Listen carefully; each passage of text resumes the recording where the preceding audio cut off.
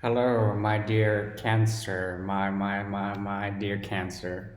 This is Ron, your clairvoyant from Tarot of the Twin Sun. My dear Cancer, Cardinal, Cancer, brother, sister, friend, lover. This is your mid-July reading, having to deal mostly with your communication style. This is a spiritual reading for my dear Cancer friends out there. I will be working and channeling through the Juego de Cartas Gigana da Sorte.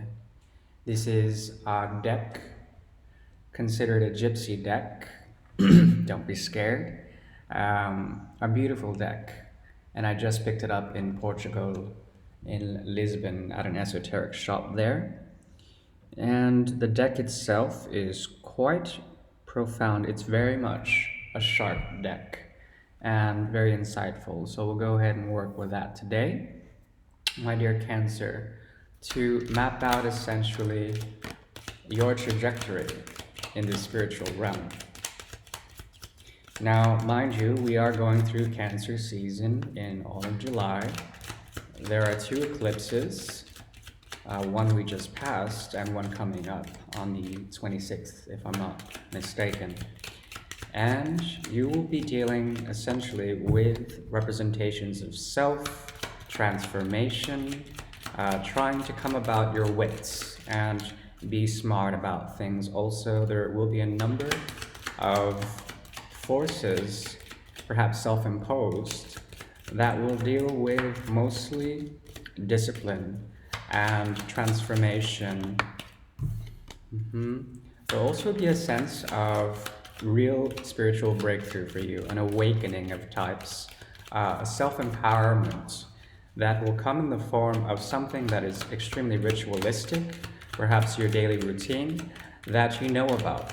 And this is a very fulfilling act of ritual you do. It could be anything from reading to taking a walk, to talking to friends, or talking to a lover, or perhaps just eating food, maybe doing yoga, and maybe even going to church or some sort of spiritual center. There will be a feeling of that as well, and it will give you a sense of purpose. Also, there will be a message coming to you, my dear Cancer. Nines are coming up. The 2-7 makes a 9. Quite a bit of nines are coming up in your reading so far. And this card in particular is called the letter card, the letter of letters.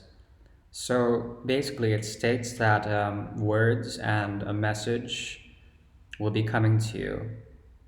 And there might be a touch of self-critical standing, a type of mirror that you are dealing with. And the mirror comes in the form mostly of, yeah, let's see here. Give me a second. The spread turned out that way. This and that. Okay, interesting. So about this message essentially is a message dealing with your higher consciousness. This will be a download or an upload into the Akashic record. This will be a way for you to touch into and transmit to the divine purpose that is guiding you in this lifetime, my dear Cancer. And once again, it comes in the form of something extremely ritualistic, the cross. Okay, the cross is interesting because it reckons more than anything power, achievement, success, fame, at the same time martyrdom and priesthood, sainthood, these superior walks of life that sort of not deny, but that celebrate the spiritual walk, okay? The sort of path of spirituality that you might be embarking on through some form of message, okay? Or perhaps the message is coming to you through some form of guide that that comes in the mask of being burdened with something of great importance. And there's something Christ-like about this whole thing that's happening. Also, you have here 10, which is essentially a type of reaping. Okay, we have the sickle here and harvest, sort of reaping what you sow. Also with the halberd here, the ace of diamonds, there's certainly a type of selfhood that is coming from what you have sort of created. That is the message. So this is this message, this letter that is of a divine nature, that is coming for your greater good, is coming through the form of some great spirituality, a breakthrough, and perhaps a type of sacrifice in which you are cutting away with the reaper energy, with the sickle energy, anything that you have essentially grown already, that you've taken time to make harvest of. Okay, fantastic energy to have. And this is sort of the path work you're doing now. However, if we're going through Mercury retrograde and we have here the card of the messenger, of basically anything that deals with Hermes, so Hermes was uh, the god that essentially brought messages to other gods. This is essentially wisdom, knowledge, fortitude, anything technological. And because we're going in Mercury retrograde, you might find yourself crystallizing aspects of your emotional and intuitive self, and sort of pushing forward that to stratify into your ego, your idea of selfhood. So essentially, there will be a synthesis of your emotional life and your emotional representations into your ego knowingness, your I. So your I will definitely be worn in a way on your sleeve. All these emotions and all this love and all this camaraderie, this friendship, that you will be speaking in your truth to others because you absolutely identify with it. Okay, so there might be a lot of impulsive interactions with others during Mercury retrograde, um, and as it goes into its forward movement and then back again, there might be a push and pull between emotional content, which is stratified, and identification. So, Cancer, sorry about that. There was a bit of a delay with Mercury retrograde. But back to it, we have here the card of communication. Anything hermetic is going to and from, lots of messages and downloads from any sort of higher self is coming into being. I would highly recommend meditation and patience more than anything, especially with the sort of push towards Leonic energy. That is a fiery sort of impulsiveness. It's very egotistical and it has drive and ambition. Speaking of which, there is the card of drive and ambition with the 11 here. The 11 is the whip, signified here by two whips here. One of them is fiery, and one of them is sort of there. Now, this is all about self flagellation in a way. This is about whipping yourself into shape in order to push forward with certain projects or drives. Basically, it's force, and it's a force that we all possess, but you are taking an energy that needs to be controlled in order for good or evil, okay? Not to scare you or anything, but essentially, positive thinking will help create together with the universe and will reinforce a sense of willpower. And your attitude and your dedication to a cause will bring you to your goals, okay? There's a need for dharma. There's a need for right action as well as affirmative ritual with this card.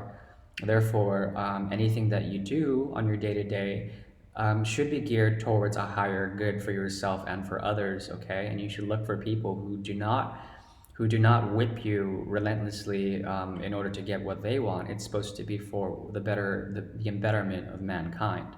Okay, now that's a heavy sort of windfall.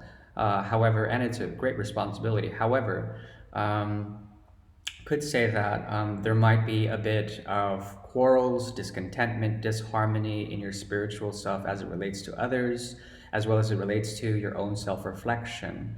Do not be confused and do not worry about persecution at this point in life. Many martyrs and many saints go through forms of this pain in order to get to where they're going to. And once again, the energy of the dude with the halberd right there, it shows up again here. So two tools, the whip and the sickle, that are being used in an almost destructive way in order to essentially recreate yourself and your selfhood to serve a higher purpose that is for yourself and for others and for the embetterment of mankind coming in this season. Okay. And you also have here the 14 card, the Fox. The Fox is a lovely card to have because it essentially shows you what you are capable of in the level of playfulness. Okay, the Fox is a bit of a voyeuristic trickster. He watches in order to observe behaviors and then makes a move. There certainly is a lot of Gemini energy with the Fox, loads of intelligence, and a sense of luckiness, okay, with the behaviors of the Fox. Also, there's a very creative tone to the 14 energy that reduces down to a 5. So essentially, creative and yes, Venusian, so there's a lot of playfulness with the Fox.